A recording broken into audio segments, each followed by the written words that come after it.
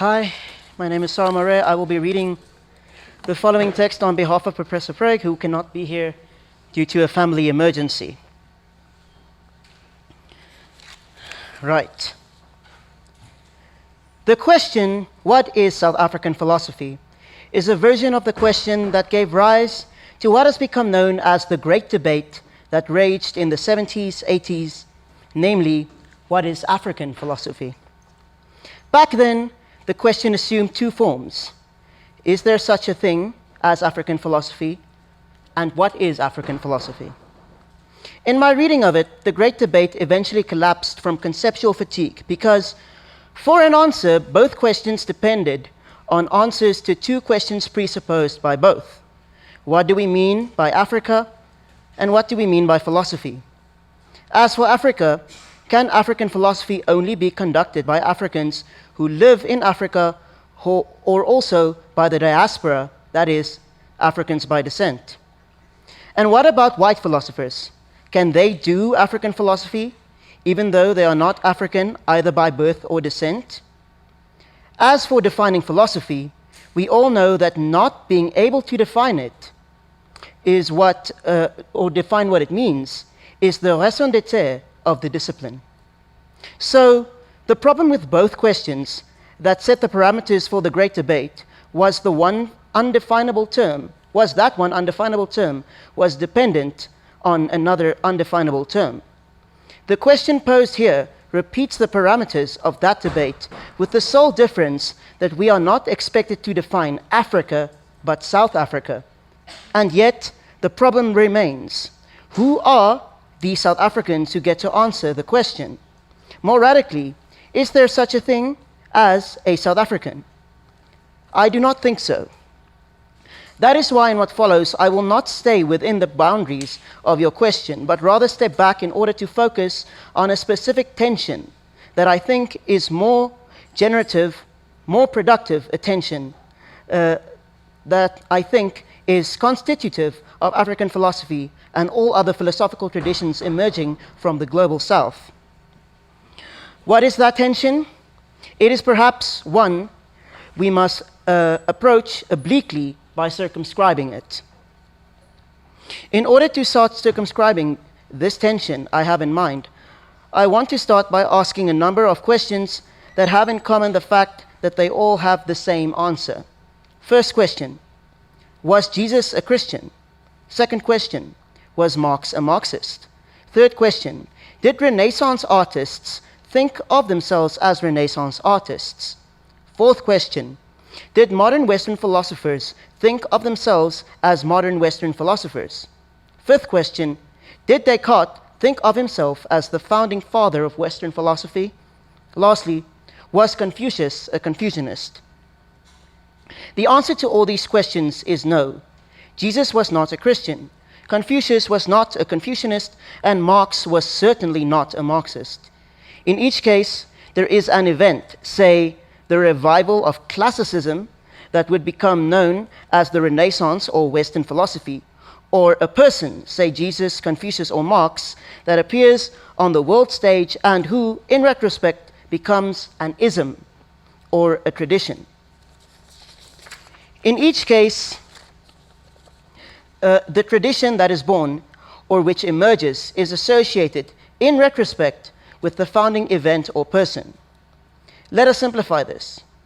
In all the above cases, there is a difference between a historical statement, person or event, and the identity subsequently bestowed on that person or event by the people who come to speak on its behalf. In this way, Christianity emerged as speaking on behalf of the event that was Jesus' teachings. Confucianism and Marxism emerged as traditions of thought that purported to represent the intentions of Confucius, Marx, and so on. What is peculiar to this difference between the time of the person or event and the identity bestowed upon it is the fact that time passed between the event and the invention of the event in identitarian terms. In each case, there is a temporal difference between the event and its becoming an identitarian claim. Here, one example must suffice. What we call the European Renaissance was a statement which, at the time of its occurrence, referred to the European cultural, artistic, political, and economic rebirth following the Middle Ages, and is generally described as having taken place from the 14th century to the 17th century. But the name, or what I am here calling the identity of Renaissance, refers to a term that was retrospectively conferred on that event by the French historian Jules Michelet as late as 1858. So the event we associate with the Renaissance preceded the invention of the name Renaissance by at least 100 years. What does this have to do with African philosophy? My own way of circumventing the dead end that was the great debate is to distinguish between traditional African philosophy and modern African philosophy. Traditional African philosophy reaches back through the last 2,000 years to include Egyptian thought. Modern African philosophy I reserve for the thinking that resulted as a consequence of colonialism, rooted in double consequences. That is, when African thinkers explicitly started to think of themselves as black and as African. Prior to colonialism, traditional African philosophers thought of themselves neither as black nor as African. And here is one of Fanon's most difficult and often misunderstood thoughts. When he stated that blackness is a white construction, he meant, explains Lewis Gordon, that the people who have become known as black people are descendants of people who had no reason to have regarded themselves as black or as African. As a consequence, the history of black people has the constant motif of such people encountering their blackness from the outside, as it were, and then developing, in dialectical fashion, a form of blackness that transcends the initial negative series of events. To put this bluntly, in the 15th century, it would have been inconceivable for an African sage to think of Ubuntu as an African or a black philosophy, because in the 15th century, Africans did not think of themselves as either black or as African. After colonialism, and in an attempt to overcome the negative associations of blackness, African thinkers who now thought of themselves as black and African defined Ubuntu as a philosophy peculiar, read potentially particular, to black Africans. So to be wicked, let us paraphrase Fanon and say, Ubuntu is a white construction. Which brings me back to the relevance of my question about Jesus, Marx, Confucius, and Western philosophy. Unlike those cases, where there was a time lapse between making the statement and the subsequently attaching an identity to it, African philosophy as a statement is born from or a function of articulating an identity. More succinctly even, African philosophy is the articulation of a statement and identity at the same time. And this is the tension I alluded to at the beginning when I said that I will not address your question directly, but rather circumscribe it with a tension that is constitutive of both African philosophy and South African philosophy. Our challenge is to think through what it means to do philosophy when the statement and identity coincide, or more acutely, when identity is the reason for making the statement. What does it mean to do philosophy when there is no time lapse between the statement and an identity being ascribed to it? Given the limited time, I will only highlight one manifestation of this tension and the challenge it poses in a context of the call to decolonize philosophy. It is inconceivable that the decolonial project can be undertaken without invoking identity as a reason, justification, and catalyst for making different kinds of philosophical statements. We invoke identity every time we criticize Western philosophy for not articulating the experience of people who have identities other than that of being Western, male, heterosexual, white, and so on. So, in this moment in which statement and identity coincide, we mobilize, as we must, identity in order to inform the new statement of what philosophy should be. We must insist that the identity of being black and being African should inform our philosophical praxis. But there is also a danger in this. For at the same time that identity can be invoked to explain our philosophical praxis, it can also function to close down philosophical praxis. Can only Black Africans theorize Ubuntu? There is no easy solution to this. It is not about saying that identity may not be invoked, but neither should we claim that identity is the sole criteria for truth. That is why I call it a tension. But this is a productive tension, one that requires us to keep working both sides of the equation all the time, to invoke identity in order for philosophy to become more inclusive, while remaining alert to the possibility that identity can also serve as an exclusionary mechanism. Perhaps, simply put, the question is this: when does the invocation of identity give us more philosophical statements, and when does it give us less? In my opinion, to say that white scholars may not theorize Ubuntu because they are not Black gives us less philosophical statements. On the other hand, to say, as a white academic, I theorize Ubuntu to the best of my knowledge, but I always remain open to people with the identity of being Black and having grown up experiencing Ubuntu to correct my interpretation of it, gives us more philosophical statements. That is the invitation, I believe, to respond to the tension between statement and identity with reciprocal openness. Thank you.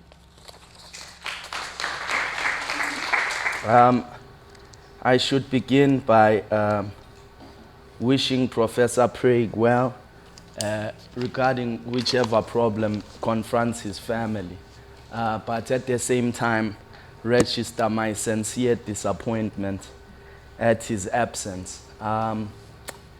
As it happens,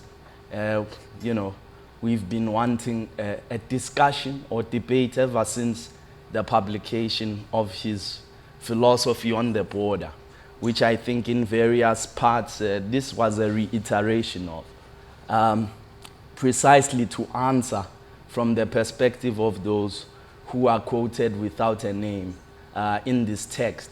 At the time of the invitation to that debate, there was the first disappointment at which Professor Prague told me that, in fact, he has a disease, a medical ailment that makes it impossible for him to speak in public.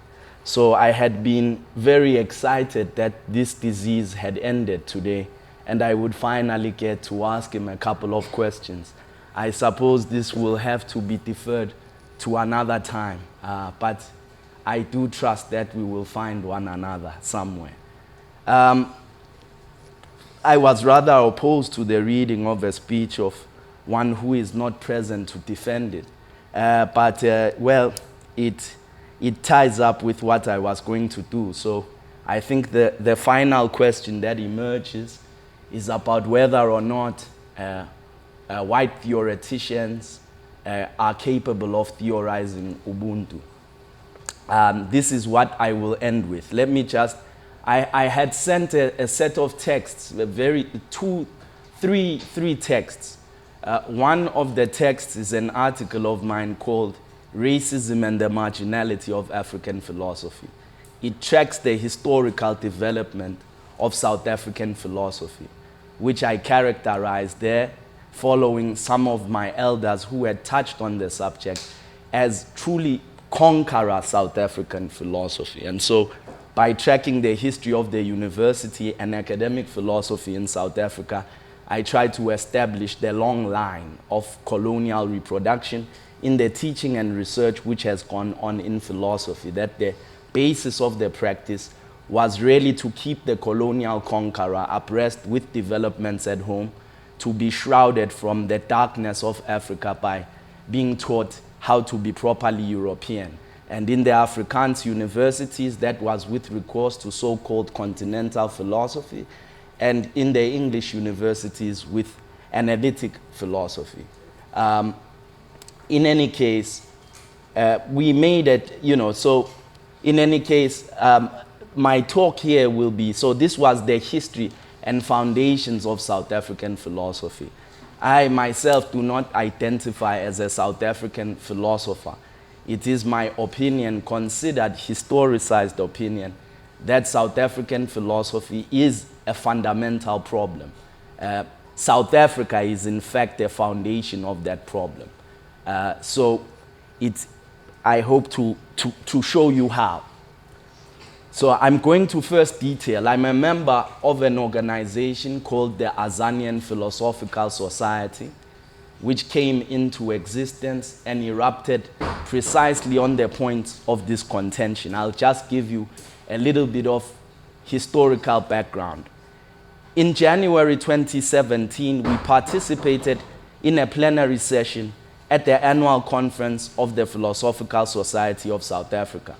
Our session was entitled "The Ethical and Political Bases for the Dissolution of the PSSA."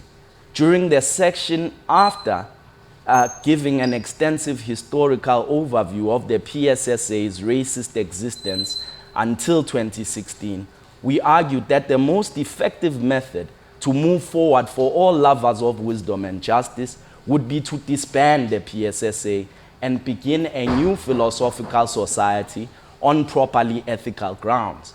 Our argument was that under the current conditions, the adoption and integration of African philosophy into the curriculum and structures would be detrimental to the discipline itself.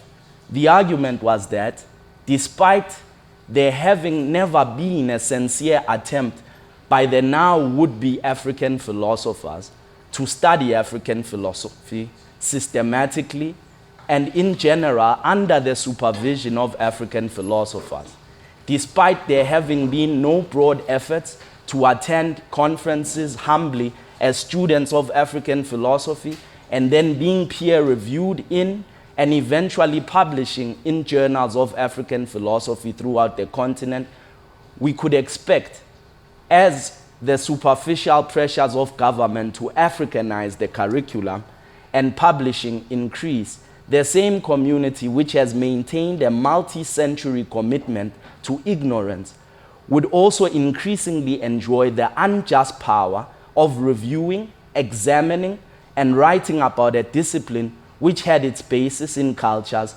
about which they had invested no time studying or engaging with.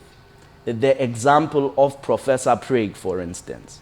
The effect of combined an immense institutional and discursive power with an old age commitment to ignorance would be the distortion and disfiguring of African philosophy in South Africa.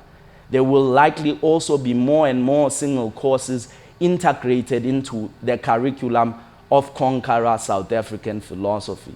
This, as with our discussed case of African studies, will leave the damaging colonial conqueror philosophy untouched. It will have the effect of sustaining the exoticization, alterity, minority, and marginality of African philosophy. Our conclusion of the presentation, which led us to our decision to leave, was expressed as follows. The marginality, distortion, and diminution of African philosophy and Africans in philosophy are symptoms of an outstanding liberation, socially, politically, and economically.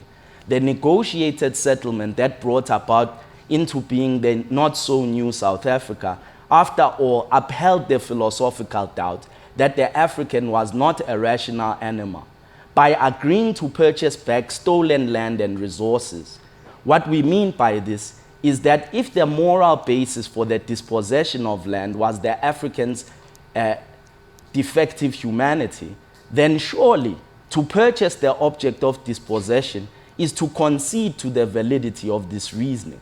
The attainment of liberation will for us require not simply the development and practice of an African philosophy of liberation, but also the liberation of philosophy itself. Philosophy itself needs to be liberated because it is a philosophy of oppression and a philosophy of oppressors, which continues to justify the unacceptable condition that the majority of South Africans live in today. This unacceptable set of conditions is nothing less than South Africa itself, the premium problem for the indigenous peoples conquered in the unjust wars of colonization. Now, I turn to the example of Ubuntu integration Over the past 2 decades, there's been an enormous rise in interest, both academic, some philosophical, and in public discourse on the subject of Ubuntu. This prolific rise has given birth to research chairs, professorships, and volumes of books, articles, and prestigious status for many white South African, European, and American scholars. It is, however, our contention that most of these Ubuntus, which have curiously taken hold, are Ubuntus without Abantu, the Bantu-speaking people, historically philosophy it is. Also, they are often Ubuntus without Isintu, the culture which is the basis for the philosophy of Ubuntu. It is precisely for this reason that these anthropologically and culturally hollow versions of Ubuntu continue to be employed in the sustaining of the epistemicide initiated at the conquest of the indigenous peoples in the unjust wars of colonization. In this time, these versions are living examples of the exercise of the dubious right of conquest by successors entitled to this questionable right. Now I turn in particular to Professor Prey.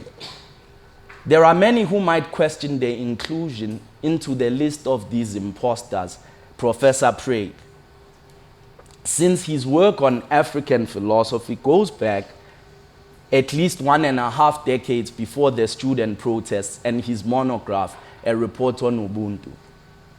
We should note cursorily the necessity for a distinction between African philosophy and philosophy about Africa. While African philosophy includes language, conceptual apparatus, philosophical categories, historical experience, the case for philosophy about Africa, or to borrow from a predecessor of Prague's colleague Augustine Schut, Africa, and the phrase he uses is philosophy for Africa. Philosophy about Africa, in philosophy about Africa, Africa is just a raw datum of bodies and empty land masses which philosophy proper is to be applied. This philosophy proper, of course, is Western philosophy. Now, I won't treat the methodical problems at length, which differentiate this, but I will focus just briefly on the problem and importance of language. South African philosophers are not differentiable from the general white population when it comes to the question of white languages. It is nevertheless the case that many of them boast a command of either ancient, modern European languages, which their period of expertise is written in. The point was quite simply why I say that they are no exception is that despite the presence of white South Africa here for almost 4 centuries, it is a commonly understood fact that most white South Africans do not speak any of our languages. So, but these same people, of course, do invest a great number of resources sending their children to study European languages. I studied with whites, and in school it was not uncommon that people went to Spanish school, to Portuguese school, after school, in order to keep their historical traditions alive. They maintained this will to learn at the same time as the will to ignorance, which makes them even still today unable to understand the majority of people in this country. Now, the point was that white philosophers, even those who claim to be experts on our culture, are no exception by and large to this trend which comes from the general white population. And the point is that the indictment must be especially severe in this case since they claim mastery. As you heard the last question, can a white Ubuntu theorist not? No, the question has never been about the color of a body. The question is about the color of a mind. And as far as I'm concerned, the Bantu languages can be acquired by anyone present here. The reasoning for the importance of language, even in the study of Western philosophy, is that For instance, the modern German philosopher Immanuel Kant wrote his Critique of Reason in German. To date, there are more than 10 translations in English. Each translation is an interpretation not only of Kant's German, but also his philosophy by the translator involved. So that when one studies Kant in English, one really studies a particular version of Kant associated with the translator.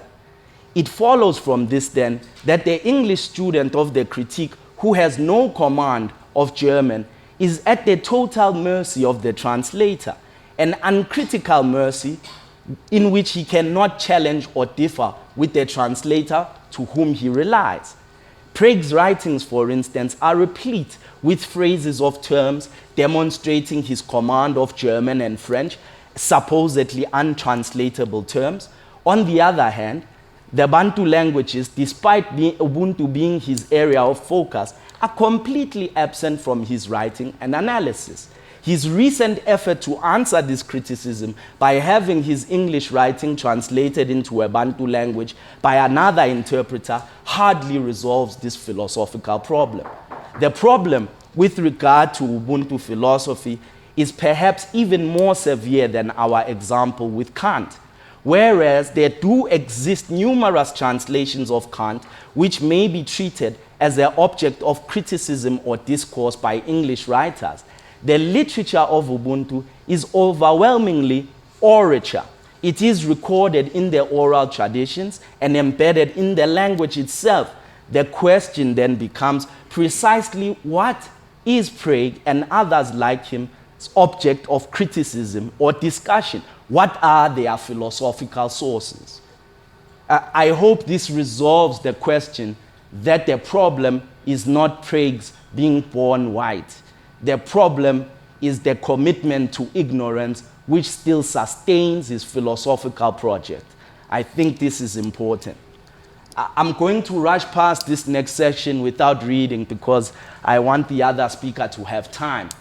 But to demonstrate some of the ethical implications of this commitment to ignorance while also claiming expertise in a field of operation, Prague's first text based on his doctoral thesis, for which he receives his qualifications in African philosophy, of course, it was supervised at Stellenbosch by Professor Hatting.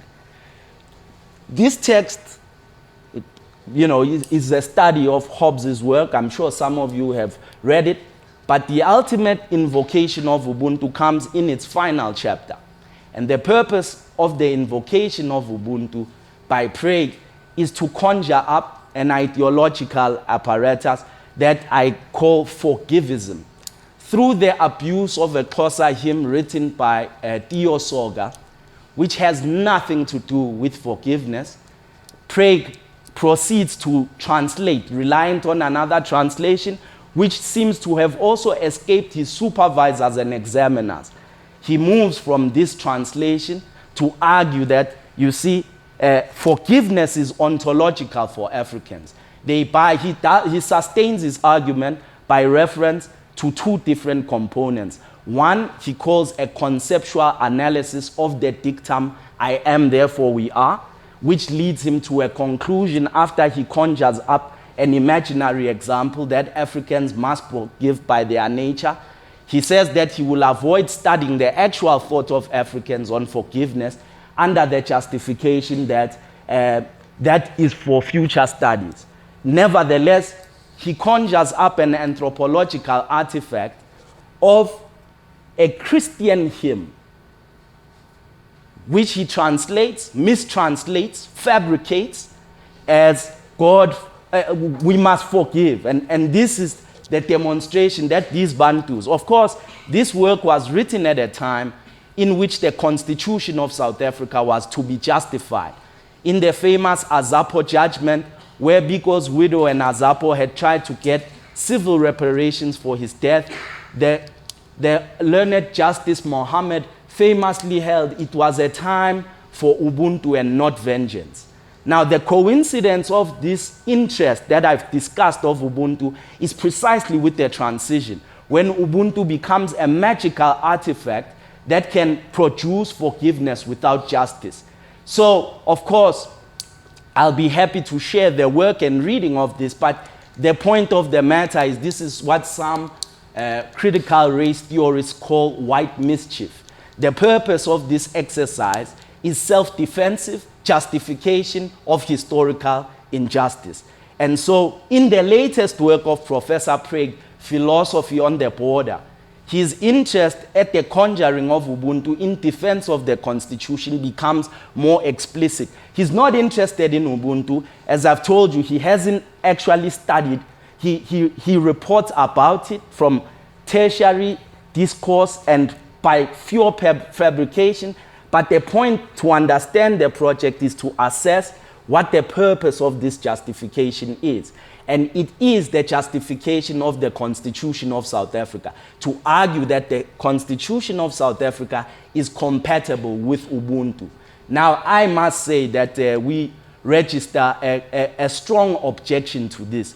It is not possible that the philosophy of our forebears can be reconciled with a commitment to a perpetual injustice against our people. Africans certainly can forgive, but as our wars of liberation can tell you, we can also defend ourselves and kill if necessary in order to accomplish justice. So the idea of this conjured Ubuntu, which knows only no forgiveness, has no theory of war, has no understanding of justice, its function, its pure function, is the justification of the transition and the mess that de Klerk and his ilk were responsible for without addressing it. It's entirely uncritical. And this, rather than Prague's white skin, is the bone of the contention. Thank you very much. Good afternoon, gentlefolk. Dumiso, thank you for that thought-provoking speech. I think I must apologize, colleagues, friends, that my speech may not be as eloquent as my colleagues here. I also must apologize because I think a lot of what I'm going to say may sound repetitive, because I think at bottom, both Dumiso and I have similar concerns about the nature or the state of philosophy in South Africa. And then I must also apologize. I should have introduced myself first. My name is Mpochivase, and I am a lecturer at this university. And it's very interesting because I see some of the students in my class actually sitting here, and I'm happy to have you here. So, what is South African philosophy, or philosophy in South Africa? I'll speak a bit to the talk, or the spiel we get from Professor Prague, who unfortunately could not be with us today. And I want to say, contra him, that the question of what South Africa is actually quite important to what philosophy in South Africa is about. The reason I say this is because being a philosopher in South Africa is an existential condition, right? And to have this existential condition of being a philosopher is in part to live with the history or the historicity of the context within which one is philosophizing. When I was thinking about what to say today, what to share with the audience today, a part of me felt as if I wasn't quite qualified to stand here and talk about what philosophy is in South Africa. It's a big, big topic. The reason I felt that maybe I'm a little underqualified to talk about this is because a lot of what is problematic today about philosophy happened before I was even born. So we still face issues today of the political history of our country, which is the reason why Black philosophers are scarce in South Africa today. So to help me, I looked to the work of Professor More, who's currently at the University of Limpopo. He's a retired professor. And he speaks in an interview on his latest book, Looking Through Philosophy in Black. And in his interview, he addresses certain matters about exclusion in South Africa. And I want to frame the issue, or I want to try to frame the issue of philosophy in South Africa as a matter of recognition, at least in part. There are many other issues, but I think it's part of the issue is recognition and the fact that Black people were not recognized in this country as people who could think. For a long time, this was the way things were. And this is, and I go back to the fact that philosophy, or being a philosopher, is an existential project to condition, because this led to someone like me not being taught in my entire career, my entire university training, by not one Black philosopher. And this is not because they're not there, they are. But they were not given access to the spaces where they could actually work with upcoming young Black philosophers. Why is this a problem? Because this is a problem of, you can think about it as an issue of misrecognition or non-recognition. One that starts with the age-old question of what is man? And here the answer we're supposed to take up as philosophers is the idea that man is a rational animal. This goes into the field that I work in, which is personhood, where this rationality comes in to be the definitive aspect of persons. I'll try to weave the connections for you, and I hope you'll be able to follow and I won't lose you. If rationality is that which is needed for one to be considered a human with some axiological aspect to them, and there's a group of people who's considered not to be rational, that necessarily means that there's a group of people who are taken not to have this kind of value that commands each and every one of us to respect them, to treat them as moral beings, to treat them as moral agents. Apartheid enabled this. Apartheid took this on, and we suffer the remnants of it today in many different ways. We discuss decolonization. I mean, Professor Prague brings it up when he says part of what we're doing here is decolonizing. There's a call for decolonization. And the call for decolonization cannot happen, or cannot be, that conversation should not happen without us addressing the question of who counts as morally relevant, who counts as a person, who counts as a philosopher. We're in a country where for many years, Black people did not count as philosophers. We continue to live in a country where Black people and their expertise are questioned from the moment they step into a room.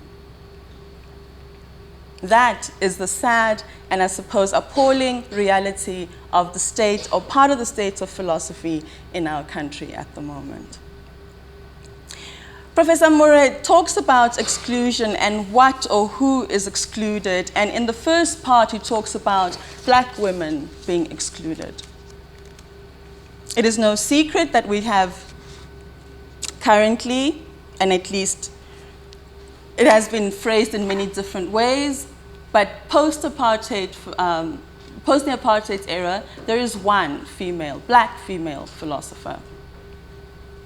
On the one hand, you can recognize that as a feat that should be celebrated, but on the other, you can see it as a failure on our country's part.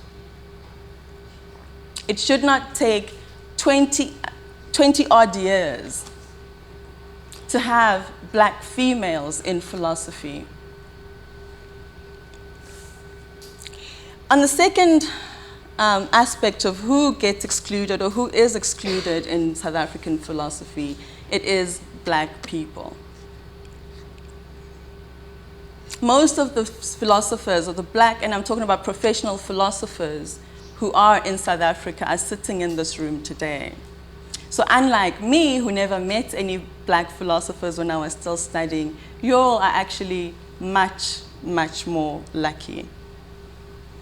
And I want to implore you to take the moment or the opportunity to actually engage with these black philosophers and understand what their journey has been in South African philosophy within this apartheid, we want to call it post-apartheid era. But it's frustrating because there's a lot of the apartheid elements that still are at play today.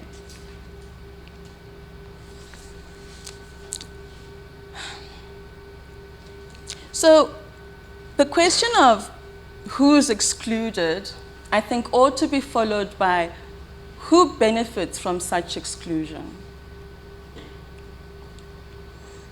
Change is said to be a very difficult thing, or a thing that makes people uncomfortable.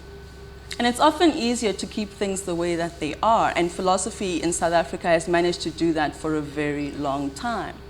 In fact, it's only in 2017, or past after 2017, that the Philosophical Society of South Africa decided or was moved to change. Disappointingly so, because then that meant that change did not come from within, but it came from without. In much the same worrying way in which exclusion or principles or norms of exclusion also come from without. Moore says in his interview that the very sense of what blackness is or what being black means is something that is defined not by black people, but by white Westerners who have something to gain from keeping the philosophical space purely white.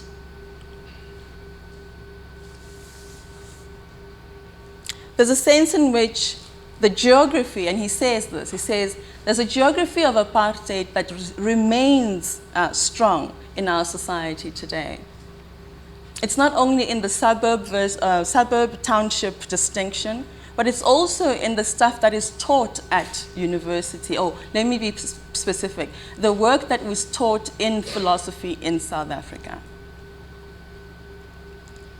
It has taken too long for things to change in the South African philosophy classrooms, at least in, historically white institutions. The change that has come about in these institutions has again been something that's almost, one could say, it's been imposed upon white people. Which is worrying because one cannot help but think if there wasn't this affirmative action or other political projects that implore institutions to hire black people, what would it look like? What would philosophy in South Africa look like today? Sometimes when you talk about what philosophy is, people ask you, and this is, I got this when I was telling my family that I'm studying philosophy, is how are you going to make an income with it, right? And I think it's a fair question, considering that, most of us, okay, at least I came from a township with a single mother who raised me, and so money was, of course, an issue. But this very reason, this concern to earn and make a living, is one that is often turned in the wrong way and used to continue with this project of excluding black people in philosophy.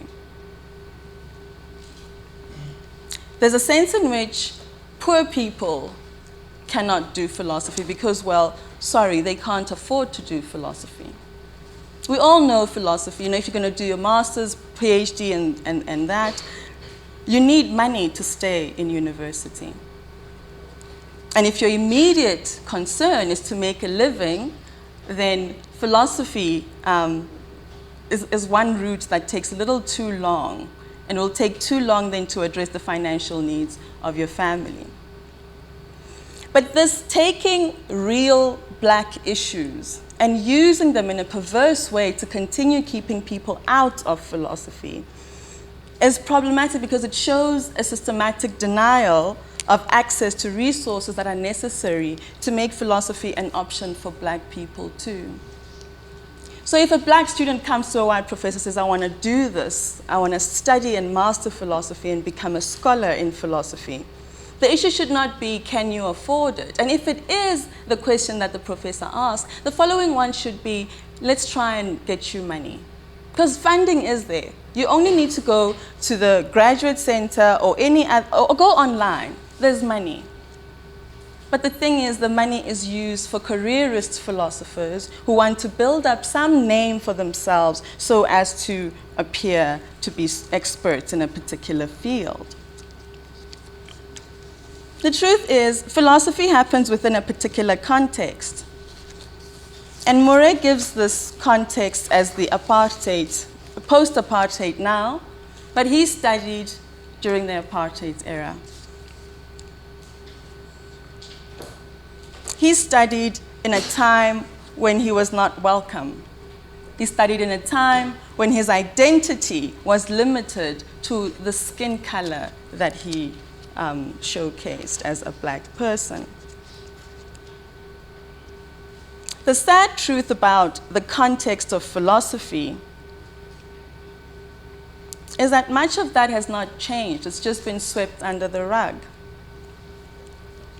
And we continue to sweep it under the rug, and I think I must be thankful to the organizers of Footnotes who chose this particular topic for discussion today. Because there aren't enough spaces where we talk about what is philosophy in South Africa, what's happening in philosophy in South Africa, who is doing which research in philosophy. Because it's very important when we talk about philosophy that we look at who is philosophizing. Because it is those who are philosophizing that actually produce the body of knowledge that students and other scholars go and read and understand or use to understand the world. If we limit the space so that it's only white philosophers who are doing philosophy in South Africa, that means it's only going to be white philosophy that is disseminated across the world. And that is, of course, problematic because then it's not reflective of the epistemological projects that are happening in the country. Who is being taught in the classrooms? Again, the system is a really, it's a really pervasive system, and it's closed. Because if you're not training black philosophers, that means there are no black philosophers who are going to be producing work, which means there are no black philosophers who are going to be teaching the work. And so the system stays white. And every philosopher knows that the most common charge against philosophy is that it is elitist. And this perpetual sort of gatekeeping of philosophy maintains the elitism, which gives the sense that then people are proud that philosophy is elitist. People are okay with it. This complacency harbors the continuation of exclusionary practices in philosophy. I said earlier that while apartheid has been abolished, and Moraes says it's true,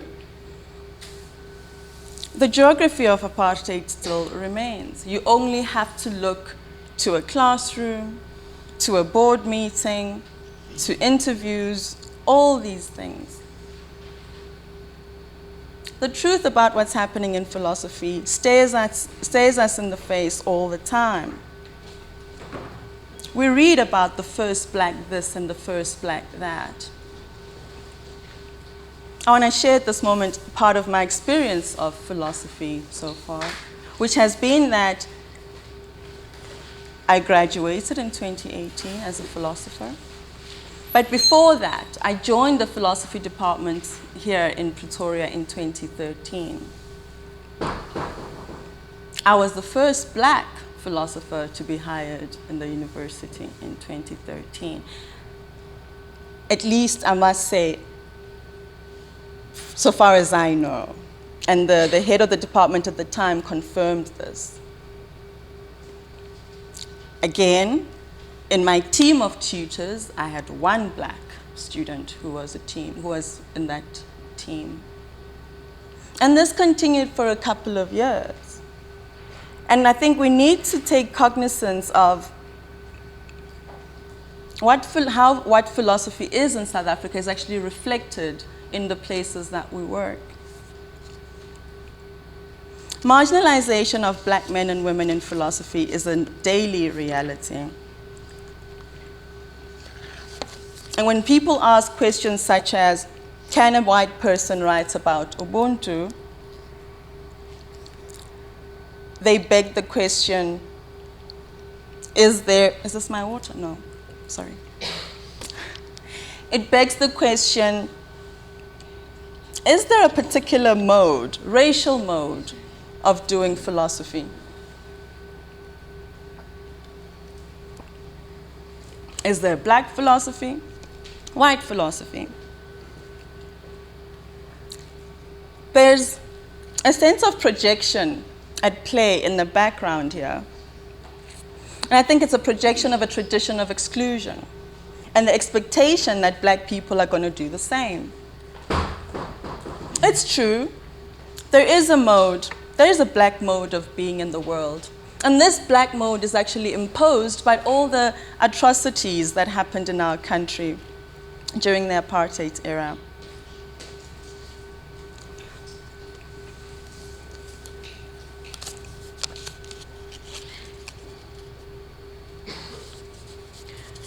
It's as if being a black person in philosophy is an invitation that gives license to other people to disrespect you as a person with an intellectual ability. It's as if being a black person is an insult to the study itself. It's as if as a black person you have to get permission to do philosophy in South Africa. It's as if as a black person you have nothing to contribute to philosophy in South Africa. And if you do want it to be taken seriously, you must get a stamp of approval from the white person. I don't mean to be bleak about philosophy in South Africa, but it would be an injustice, or at least it would be irresponsible of me to talk about it without telling you, without sharing with you, the racial nature that plagues the study, that plagues the school of philosophy, that plagues black philosophers every single day. I want to read a short paragraph in the interview where Professor More talks about race in society, and he's talking about this in part as a response to the issue of whether there's a black mode of being a philosopher in South Africa. He says, in a race-conscious society, one's racial characteristics may determine to a large extent the kind of philosopher one becomes, and in the kind of problematics one deals with in one's philosophizing endeavors qua philosopher. So it's almost as if by being black, your research interests are already predetermined. As a consequence, the kinds of problems experienced by black philosophers may dramatically be different from those experienced by white philosophers. If your daily existence is largely defined by oppression or anti-black racism, by forced intercourse with a hostile world, then your philosophical preoccupation would, to a large extent, be determined by these conditions of oppression that limit one's options. Philosophical problems regarded as important to white philosophy may understandably not be serious or pressing philosophical problems to a black philosopher. For instance, whether a concept good is definable or indefinable may be of minor consequence to a black philosopher than the fact that he or she is treated humanely and in a good way by everybody. For example, black philosophers have regularly been admonished for giving pride of place to social and political issues of the day. If there's anything I'd like you to take away from my talk today, is that philosophy in South Africa has problems that can be framed under the banner of recognition, misrecognition, and non-recognition. Thank you.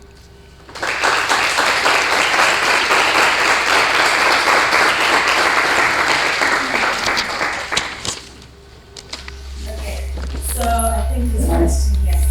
Yeah, I'm an architecture student, so came in because you suggested it was a good one to look at. But my question is, you talk about the philosophy of South Africa being marginalized, as being white and black, but we have other races in our country as well, which were also oppressed by apartheid and those things. So, is there colored philosophy? Is there Indian philosophy? And then to go on to that, it seems like the African or South African philosophy that's being spoken about is specifically Ubuntu or Bantu language philosophy, but we have other native races like the Khoisan who must probably have their own philosophy. So where does that fall into this South African or African debate in philosophy?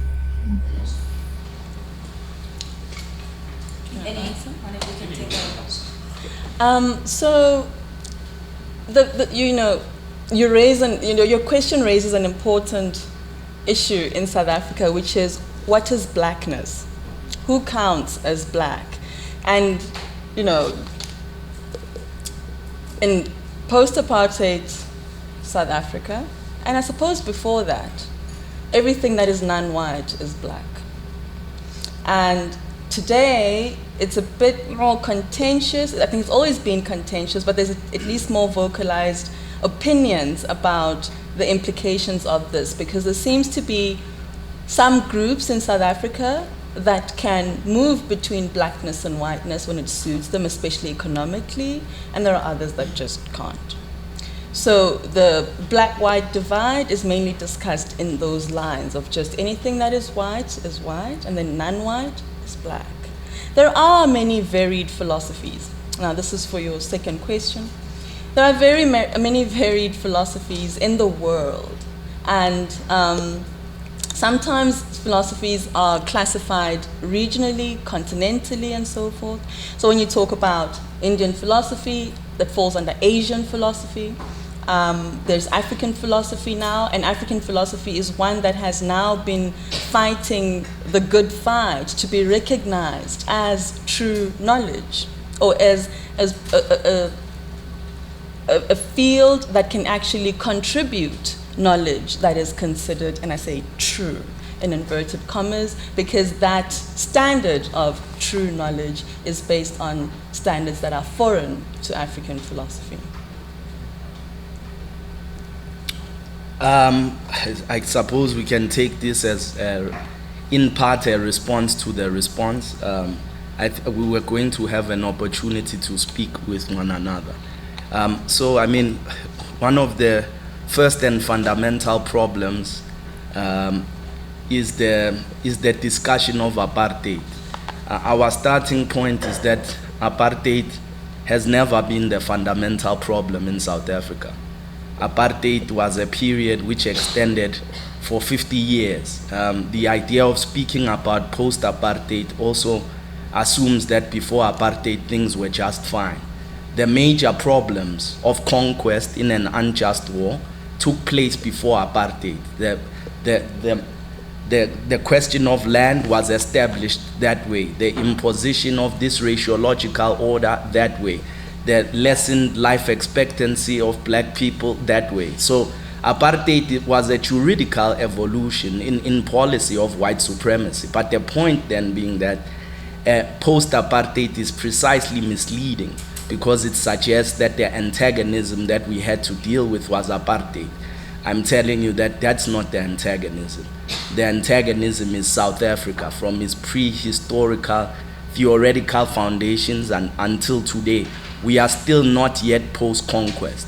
The South African Constitution, the latest one of them, because there are many, simply accomplished a way of transferring the previous modes of subjugation into a new language, but the fundamentals remain the same. And so our point is not to build a post-apartheid philosophy, but precisely to build a post-conquest philosophy, which we call Azanian philosophy. So this is the basis. But I mean, I think one of the points that we made at exiting the PSSA, my colleagues and I, was that it was fundamentally unethical from its historical foundations to its present existence. On the basis of this, we made an open invitation, as I read to you, to all philosophers who recognize these injustices and wish to begin again, or rather than us being integrated into the things which our oppressors have been up to for the last 100 years, that we establish a new ground on the basis of new principles. But we also predicted at this time that the white society, as Biko tells us, the easiest way for white supremacy to survive is through the integration of blacks who can preserve its lifespan by producing the optic of transformation. As Professor Ramos sometimes points out, the problem with transformation can be found even in its etymology. You are students of Aristotle. The problem of form is that it's the apparent. The problem is in the substance, the transubstantiation of philosophy rather than simply the change of its color, appearance, and shape. And so we reached the conclusion that it would not be possible to. We're not interested in transforming it. We wanted it transubstantiated. And two, it didn't have the moral capacity or will to do that. That the diseased body would simply be inherited by whoever occupied it and would be diseased and doomed to repeating and continuing upon that trajectory. Of course, we had the inaugural conference of the Azanian Philosophical Society where all were invited. In fact, Professor Prague came to check out what was happening. But in any case, it is not all of our. It is not many black people or some black people were not. Our prediction that blacks would be integrated into the PSSA for its preservation at unprecedented rate was one which some people discussed and observed, but it in fact turned out to be a prophecy. And this is exactly what the PSSA did. So to my sister, I mean, my general question, I have asked this question to Siseko Kumalo, who also joined the PSSA at precisely the time when blacks took this stance, when the Azanians took this stance to reject it on ethical and political grounds. The question is, he gave me his answer. I didn't think that it was sound, but in any case, I had always wished to ask this question to you as well when I had the chance of why it is that you decided to assume the presidency of this body at precisely the time that we made these ethical objections, which are responsible for a number of the problems you've pointed out today on the position of blacks in South Africa and in philosophy. When we charted a way for us to deal with this, what drove you to make the decision that you did to become president? Thank you. Oh, well, you can I'll hold on hold to it. it. Yes, thank you. Thanks for that question. It is true that there are racial issues that led to the question of whether to continue with the PSSA or to disband it. And the majority of the PSSA members chose to continue with the PSSA. And in the subsequent year, I think, or subsequent to the event, I was then voted in as president. I have to say, just, as an aside, when I was nominated to join the executive, I thought it was just as an ordinary member. And it wasn't until voting stages that I got a phone call saying, hold on, the nomination does not reflect what position we chose you for. And I said, oh? I said, yes, we want you to be the president. I said, oh, wait. What do you think I could possibly contribute to the PSSA, especially after the call to disband it. I mean, you know, anybody who takes up the presidency after such a call is really trying to answer a very difficult question. And this was a decision I actually took. It took me a week to just accept the nomination, which delayed the voting process, actually.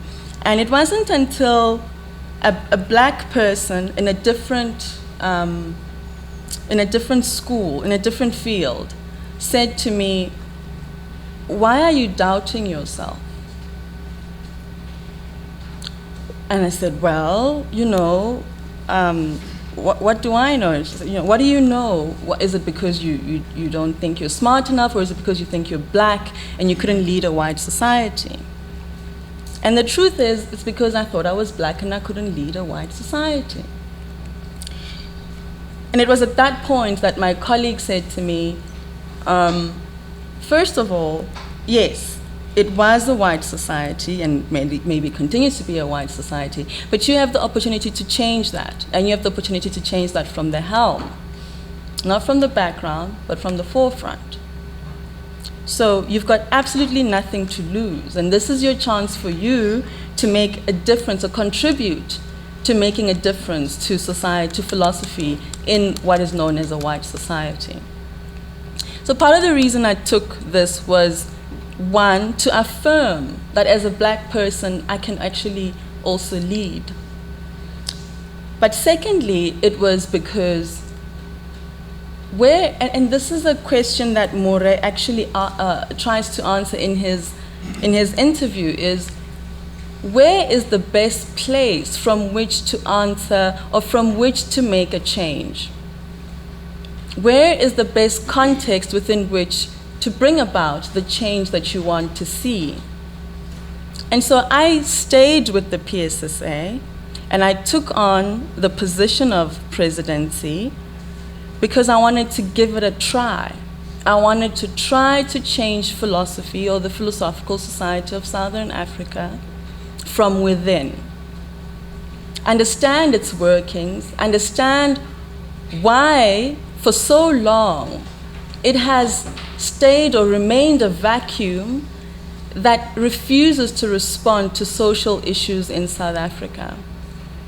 Why for so long no one has ever questioned why nobody is teaching African philosophy in South Africa. So to wrap it up, the reason I took up the presidency is so as to try to make a change from within. I see. I leave it to others. We also have a question that the Footnotes committee actually thought would be part and parcel of answering the question of what would be South African philosophy. So what would you guys think, or what should a philosophy curriculum look like in South Africa?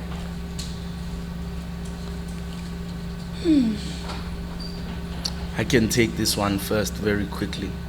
I was never taught by white people.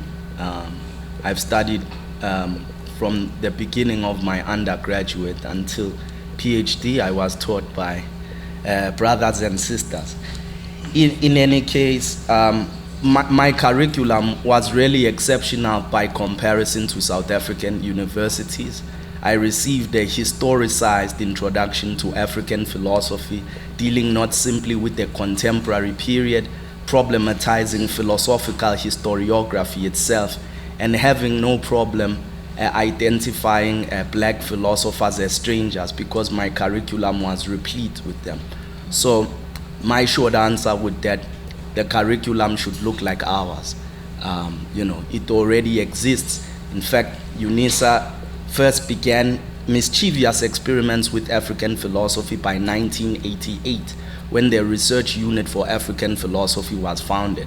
But after the appointment of Professor Ramose in the year 2000, there was a wholesale overhaul of the curriculum, which prioritized and made African philosophy the central focus, through which other philosophies, of course, were not left out, but are to be communicated with, examined from the perspective of African philosophy.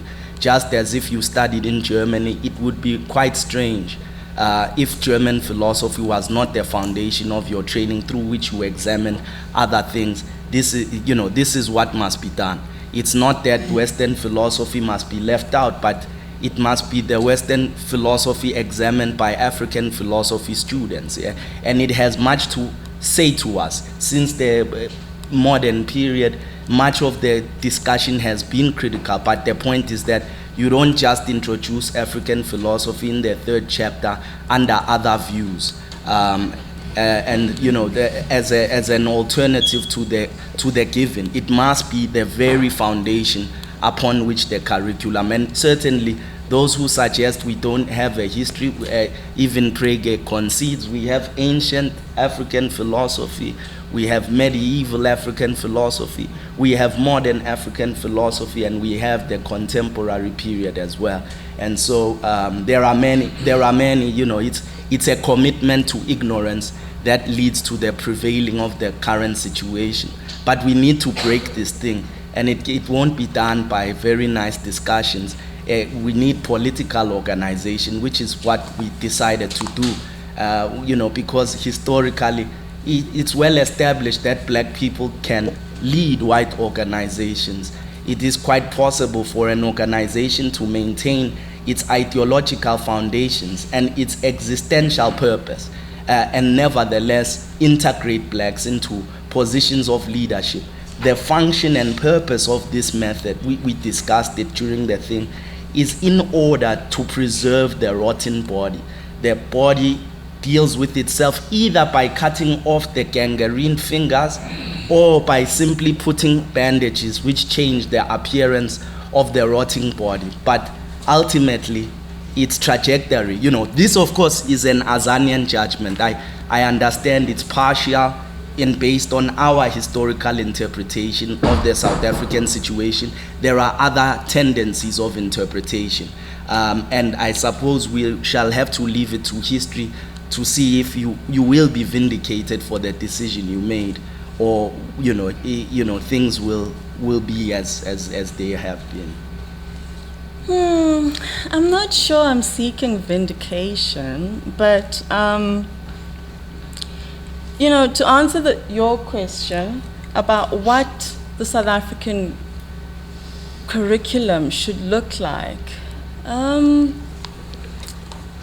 happy with a curriculum that does not present, much like Ndumiso said, that does not present African philosophy as an add-on, right? So African philosophy, one mistake that's happened in the previous years when people started talking about transforming philosophy is that it's just been an add-on. It's just been like, oh, there's Kant, Aristotle, Nietzsche, and then there's Ramose.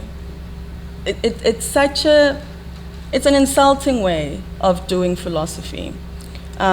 We are in Africa, and so really, in much the same way as the Germans take pride in their philosophy, we should take pride in the philosophies that are produced in our own continent. So I'd say a South African curriculum should not, should not be one that goes too far, that only teaches African philosophy. Part of what we teach in philosophy is working with different ideas, different arguments, and so forth. And I think a curriculum that would be representative of different minds within talking about a particular issue, philosophical issue, is one that would make me happy. Would that be one that only has African philosophers or one that only has Western philosophers? I'm not sure it should be just one or the other. Because even if you look at the work that is produced from Africa, most of it also engages with the other stuff that's produced from the West, from Asia and other continents. So, yeah. And then... Oh, sorry. There's many ways to respond to race and racism in South Africa. And I think any community ought to allow for the diverse ways in which a problem can be dealt with. And added to that, I think There shouldn't be, I mean, it's a mistake that the West made. Because you're black, you're stupid. Because you're black, you've got no academic intellect. It shouldn't be that because you're black, you belong to a particular society. People should have the freedom to choose which society they'll go into. And I think accusatory tones about what a society represents, it may have been, and we ought to give societies in South Africa first diversity of space, but also a chance to fix what has been wrong. And if after a particular time there is no change, then that's it. But we're doomed to fail if from the very beginning nobody believes that there can be a change that allows societies, old and new, to accommodate different scholars from different places and with different interests to come and do philosophy in, you know, the different ways that there are available to scholars in South Africa. Okay, I'm gonna go up there and then we'll come back down here. Okay, I was just wondering that you made a profound statement about, you know, you're even prepared to kill. Like, I just want you to elaborate on, you know, such statements. Like, I just want to understand how far that would go. All right, no problem. The point is that the conduct of war is as old as human beings themselves. Political contests and disagreements often lead to the translation of that human will into violence. It is at the foundation of the establishment of political history. What I was saying is that the trick that our people are not capable of defensive war is precisely a trick. And this idea of conjuring an Ubuntu which doesn't know that there are justified reasons on which to kill others, you know, is not accurate. And so the engagement in the struggle for liberation had its basis. When Dingaan dealt with Retief, it was precisely on the basis of Isintu, you know. It was based on an idea of freedom, of liberation, of the right to land, which was recognized as deadly and encroaching upon the interests of African people. In fact, the so-called Khoisan people themselves expelled the Portuguese invasion almost 50 years before Van Riebeeck arrived and killed 60 Portuguese soldiers. They were lucky that it brought them 50 years of peace. But the next encroachments were not to be as simple as, you know, once Van Riebeeck arrived. But I hope you get the point. The point was that Ubuntu is not magic that cannot kill. It certainly can kill, and I think sometimes must.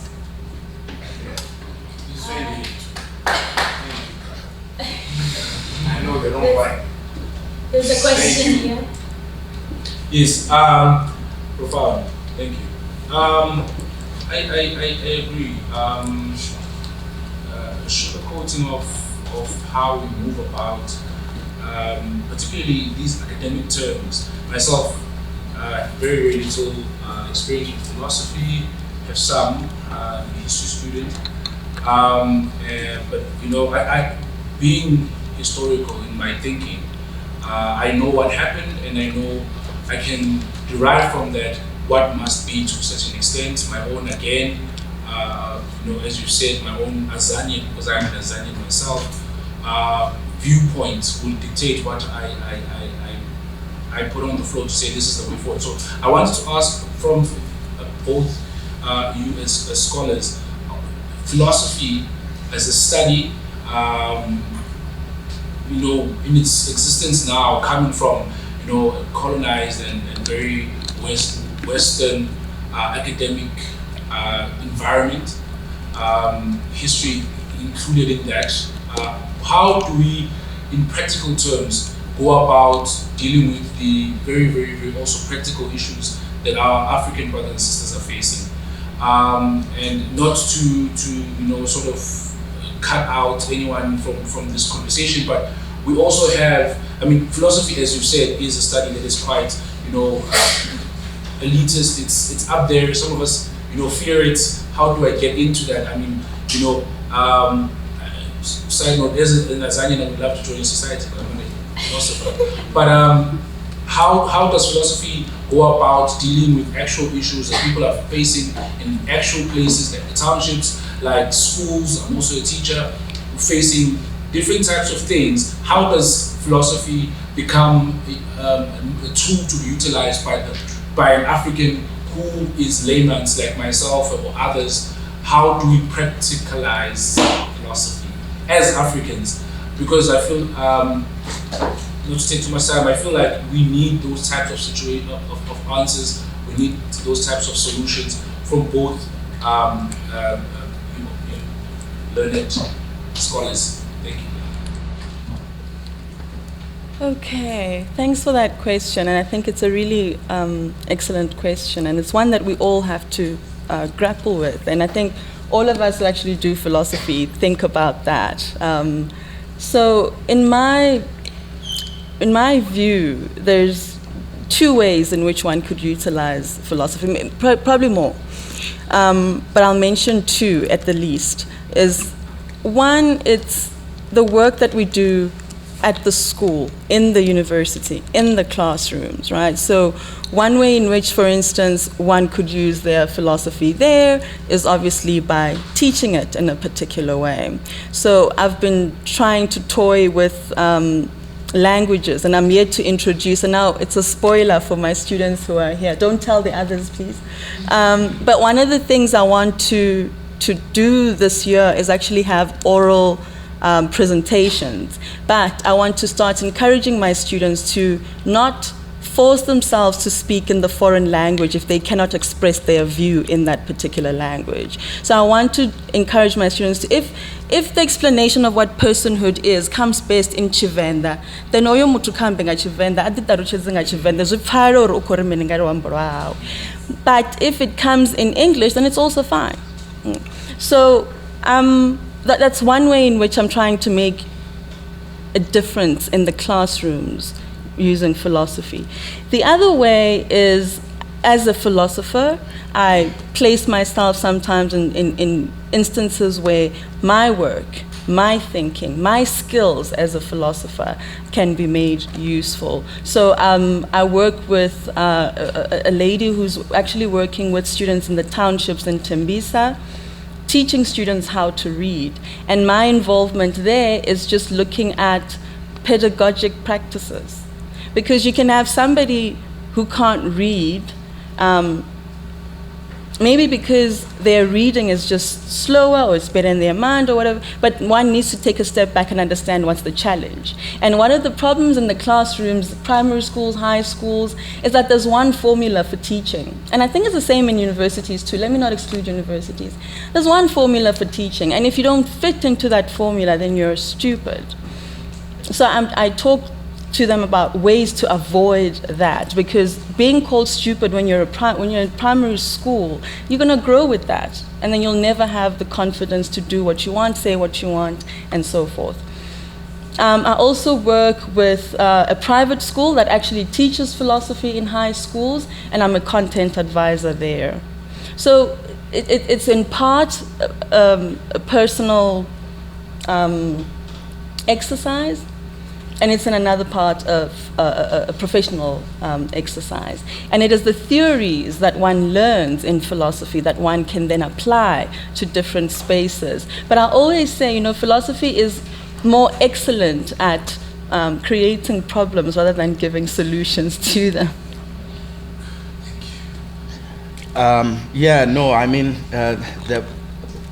For us, the answer to this question is by not occluding the actual existential problems of our people. When you're taught philosophy, the point of the importation of methods and problems is to suggest that your experience is not philosophically worthwhile. And so once one begins to substitute problems and methods, it becomes apparent what philosophy can do, because our conquerors, had philosophers. And the basis of their occupation of our land, the butchery of our people, the erection of their state was founded in a philosophical tradition. And the point is that what we are doing is keeping alive our own philosophical tradition. Luckily, the epistemicide hasn't yet succeeded. And so we have resources to draw upon. But the exigency, the first emergency of those resources is to address precisely this problem. And of course, whenever there are charlatans who are fooling people, to come to their defense, to come as people who the community had sent to school to do certain things, to respond to that labor by defending our people who are always and constantly under attack. And so by making philosophy interesting to show African children that it is precisely our discipline, to disclose its proper ancient historical foundations, to disclose the fact that the Greeks are just a phase in the historical development of this enterprise, to destroy the alienation of people into understanding this as something other than their own, and to see that our oppressors have used it to damage our people, and it can be used to accomplish precisely the opposite of this. And so, the Azanian Philosophical Society, which you are welcome to join, my brother. We don't have that kind of disciplinary boundary. We move from the assumption that every discipline has a philosophy. After all, history has a philosophy of history. And the point is that the pursuit of the problem in the discipline, relentlessly eventually leads to the philosophical dimension of that discipline. That's why the highest degree is called the Doctor of Philosophy. Whether it's in history or it's in, the point is that the foundations, of something. So there's no doubt, just as history has a philosophy, that philosophy also has a history. And so these artificial distinctions should not prevent us from being able to participate together in the attempt of liberating not only the university, which is in need of liberation, but our people as well, in short. I think there was a question here, and then you had a question, or it's being referred to? Okay, so it would be here and then. Maybe take 2 or 3 at once. At once? Yeah, Okay. yeah, So, otherwise. there was a question, and then you asked questions. The third question, It's good. Can I take I'm a psychiatrist, so I'm not very philosophy, but very intrigued by this whole concept. I'm not an old philosopher, but I've been living in South Africa post-apartheid. So I was born only with an understanding, secondary understanding of what it's like to have oppression as an African, but I don't identify as a European person. So my identity is pretty tough. But I've always found that I can't identify as a South African because of language. And you mentioned language, both of you have mentioned language before as a way to identify as an African person, but it's also how you said you're ignorant as white people. You're not born like you're ignorant to becoming and understanding Africanism because we are not trying to learn the languages. But in another way, that could be an issue. So I know someone from back home who's white. He is Afrikaans, a farmer, and he controls people who are black. But he uses language because he knows African languages, and he uses it to control the people on his farm. It is not used to understand the other person, it is used to control. So that ignorance is not a solution to just understand the language. You have to actually want to try to be accommodating, and you want to know what it's like to be that person. And I think that language can be very powerful for white people to become have a shared identity with Africanism. And I think that you saying you studied under black people when you only studied under black people, right? That in itself is almost an ignorance, harbors ignorance view because a lot of your views on white philosophy are very European. They're not necessarily, I'm just assuming, very European, it's like historically philosophy instead of it being white South African views. Because you're not being taught by white South Africans, you're being taught through European white people, which could change your idea of what white people and South Africans' views are. And that's what I'm saying, shared identity. There's going to be a barrier there, because your language isn't.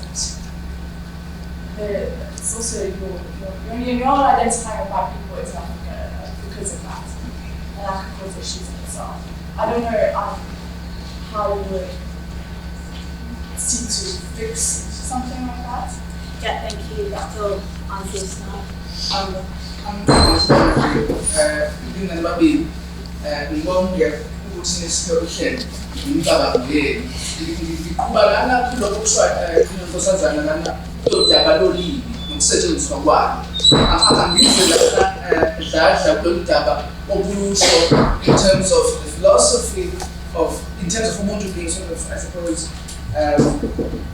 trying whitewash, if you can call it that. Uma ngabe sithatha isiZulu siyabika ngokusho kwesintu isaga esithi akukho zinyane lemvula liba yingwenya kwacela iziziba. Abelungu abangasazi isintu angeke bakwazi ukuthi baqale eqaleni ukuthi bahlaziye so sichaza ukuthini. Yingakho uthola amadoda akazoplay azokutshela ukuthi uma ngabe sesikhuluma ngalokho we are now what equality calls it a separation of praxis and theory. Ngikuthi ukuthi ukuthatha kanjani ukuthi khona utheory lephezulu upraxis ushele enzansi ungekho lutho okuhlaka namahlangani kanjani umuzwa lapho lokho kuqala asibheke ngempela ukuthi ilimi zethu zona zisebenza kanjani ekuqaleni sikwazi ukuthi siqhubelise kahle kahle ulwazi lwethu nokujula kwalo. Okwesibili engifisa ukuthi ngize kubona angizange ke I'm not going to ask the question to Sorrow.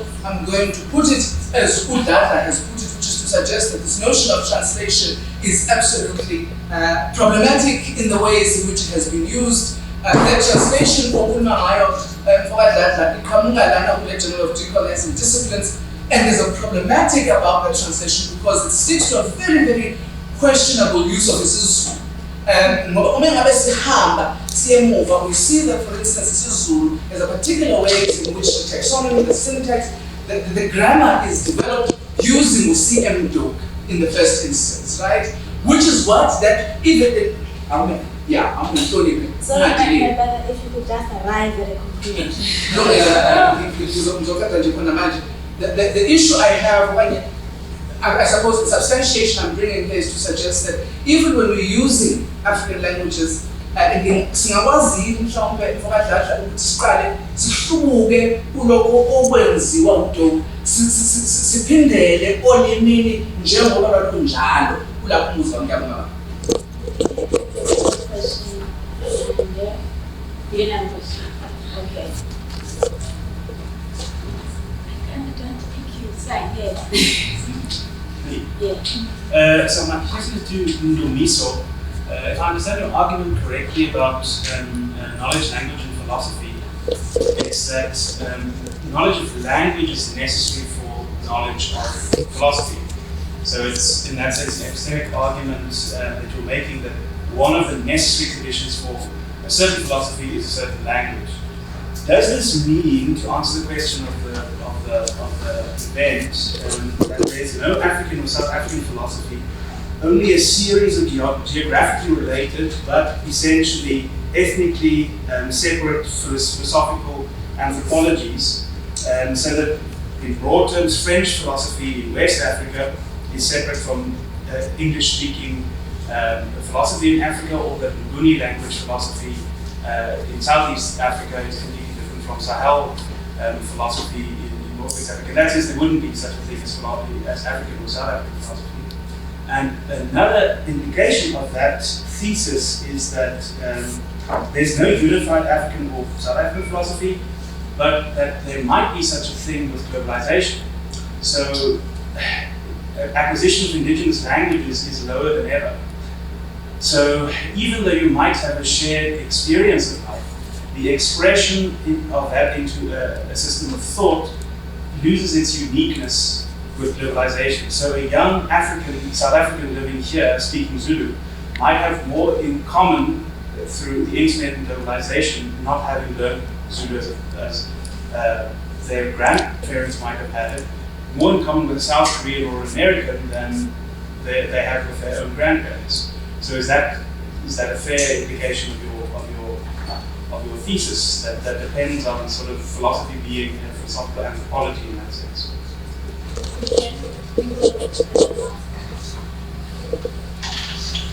Or is it answering time? Oh, I see. I'll begin with the first question. I think the question part of the question was whether or not I think that I now suffer from prejudice because I wasn't taught by white people, almost as if they're being taught by white people is the remedy for prejudice. I can assure you that history suggests something quite different from this. But the point is, white people are not an alien species to me. I work with white people. I've studied white people. I've studied the text written by white people. And my command of the history of Western philosophy, one of my special interests is actually the history of South African philosophy. This is not something, as I know, is taught widely in South Africa, but one of my special points of interest is the study of white philosophers and what they've been up to. This is a hobby of mine. So, I don't know if it's necessary to bridge my gap in knowledge that I should rely on them for what they are up to rather than studying their activities. But I have numerous, it doesn't appear to me to make any sense that whites are required as teachers in order to understand what they've been up to. On the contrary, the case might be opposite to that, but yeah. So I hope you understand. It doesn't for me follow that I don't know the activity of white South Africans because the professional activity, other than of course teaching, and I certainly did have my fair share of white teachers before I arrived at university. It was one of the reasons for which I decided to study by distance learning, because of the terror that high school had been under those conditions. And so I was quite familiar. My teachers were not philosophers, but I wanted more distance between me and my teachers because of what teachers had been until that point. In that period of my life, all my teachers from grade 0 to grade 12 were white. So it was actually the diversification happened at university. But it doesn't make any sense to me. What you're proposing. All right. Kumalo, I really didn't get any questions. I hear you and Fede. But I didn't get any invitation. I used to suggest that can we begin when we are using African languages, numbers and disparate facilities in terms of a conception. Not a taxonomy that was developed by Lucy, even when we are reverting back to African languages,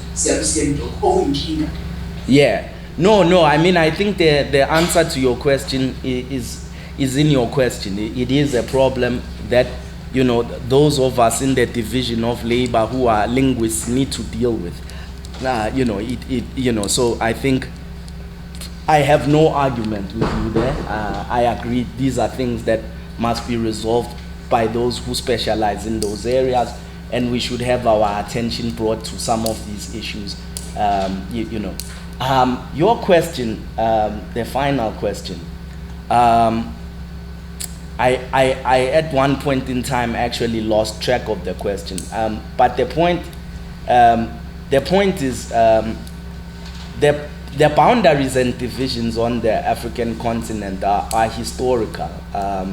They emerge at various different points with movements of people. Am I speaking about the Bantu languages in particular to refer to an experiential range, and of course, South Africa, like many of the countries on the continent, is also a colonial invention, and so the inclination of the liberation of South Africa is precisely about undoing this artificial distinction, which has created the idea of even distinct cultural being beyond boundaries, which, when the research is actually done, suggests a very common origins and variations of the same, cultural outlook. There's a book by there are numerous books, but the most recently interesting case for me is a book by a Tanzanian archaeologist called the unity of ancient African history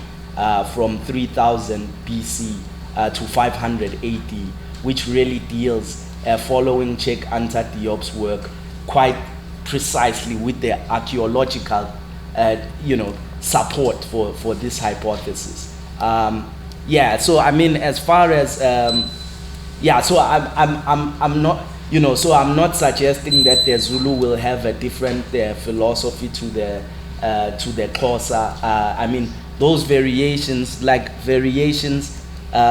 they're created by environmental conditions and the introduction of experience and the response to that experience. So the point really is that the basis is also a historical experience as well as a conceptual apparatus, which grows different roots and branches for which there is a value in a comparative examination and dialogue.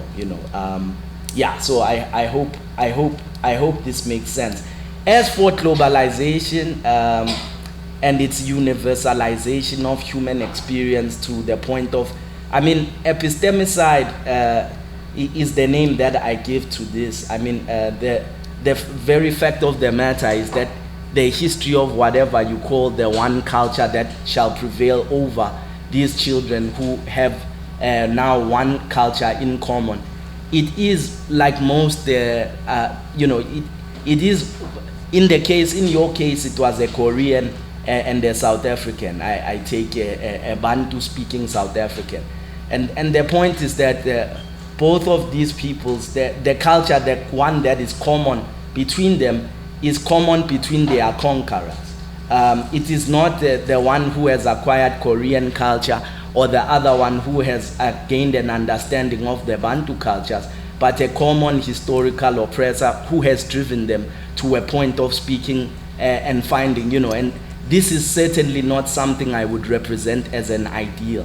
The regional problem we're dealing with here on this part of the continent is multiform and complex, but needs to be, dealt with in that way, as well as the preservation of people's existence, which include the symbolic linguistic orders, which are under threat by numerous, but the origins, the foundations of that subjugation, they take us to the same kind of roots. And whether conquest succeeds or not, of course, depends in part at least about the way in which people are able to bring their attention to the existence of these problems and direct themselves against them.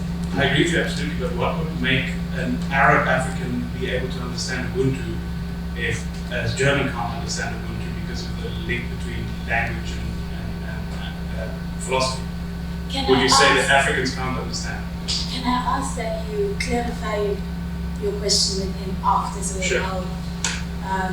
Chibasa to also chime in? I'll try to give one answer for all, because the issue here is language, right? And I think to understand where that translation fails us, you only need to look or try to explain a Zulu joke in English or an Afrikaans joke in English. It loses its comic value the moment it is translated. So there's something intrinsic in language, and this is part of the worry around Ubuntu, right? That the translation of Ubuntu itself doesn't quite grab or highlight or, bring to the fore what, for instance, my grandmother understands of Ubuntu without reading Prague or any other person who writes on Ubuntu. And so this division of theory and praxis, for instance, would not be something that somebody in my family who's living in the rural or the township area would be able to grasp, because Ubuntu is in part something that is lived and not so much something that one uses to get to a particular point. And the use of language for control takes away from the intrinsic value of language and only sees it in its instrumental value. And the moment you do that, really you fail to understand what the people who speak that language are about, because language is not just a communication tool. It captures something about people's cultures and traditions. That's why we have expressions of idioms and things like that, because there's something in there that gives light to what the people of that language are about. The lack of communication or understanding globally between people of different languages misses this point exactly, that it's not just about communication. And, I've interacted with Asian and German people about Ubuntu, and language was never the issue. At the end of the day, what we use language for is in part to capture the way that we live. And it helps us to explain to other people what we're about, but if we look at it only for the purpose of communicating certain ideas to people, we really leave out the important stuff about the humanity of the people who use that language. So it would be problematic for me if I had more in common with someone in the globe than the people in my own home. Okay, so we have time for one question. One, you feel like you're going to die without asking a question. One question. Okay. Oh, yes. Can I go back to the curriculum question really quickly, just for Dr. Jibas? I'm just interested to know if in your presidency what conversation on curriculum has been and what we're about to see in terms of the curriculum, since you seem to actually be in agreement about what African philosophy is placing. So, I can speak about what's happening in my own department. So I must explain that as the PSSA, we have no control over what, sorry, I want to just see you. We have no control over what people do in their departments. Ours is advisory. So, for instance, in our AGMs, we talk about what a philosophy curriculum ought to look like. But our might is limited to us suggesting what it may look like. But I can tell you honestly that not all South African departments are actually bothered to teach African philosophy. And this is a big, big problem because, like I said, this is we're feeding in the students into the system so that later, in 10 years, they are the professors. They are the knowledge producers. So when we talk about decolonizing epistemology in any form, if we're not training people from the get-go, from the grassroots level upwards, then we're going to have a problem at the end.